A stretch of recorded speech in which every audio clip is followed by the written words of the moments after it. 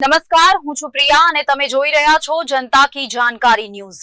નજર કરીએ આજના સમાચાર ઉપર। પાટણ જિલ્લામાં વાતાવરણમાં અચાનક પલટો, કાળા ડિબાંગ વાદળો ઘેરાયા, ભારે વાવાઝોડું ત્રાટક્યું।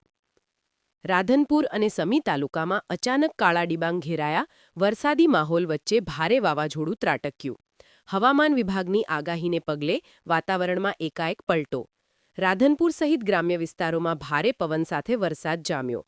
રાધનપુર, કલ્યાણપુરા, પીપળી, નાયતવાડા સહિત વિસ્તારોમાં ભારે વાવાઝોડું સાથે વરસાદી માહોલ। અસહ્ય ઉકળાટ બાદ રાધનપુર સમી પંથકમાં વાવાઝોડા સાથે વરસાદ વરસતા નવરાત્રિના રમઝટમાં ખેલૈયાઓને ખલેલ। ખેલૈયાઓમાં વરસાદને કારણે નિરાશા। વાવાઝોડા અને પવન સાથે વરસાદનું આગમન। રાધનપુરના ગ્રામ્ય વિસ્તારમાં વીજળી ગુલ। વરસાદી માહોલથી વિસ્તારમાં ઠંડક સાથે ખેડૂતોના માથે ચિંતાના વાદળ ઘેરાયા। રિપોર્ટ અનિલ રામાનુજ, રાધનપુર।